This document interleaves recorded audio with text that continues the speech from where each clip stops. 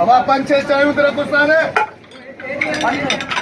अने चाय भली थाय हमरा भलो वालो अबादी वालो उस्ताद भला चाय की भली हुई ने ॾाढी भली चांहि आहे बाबा, ॾाढी भली चांहि आहे।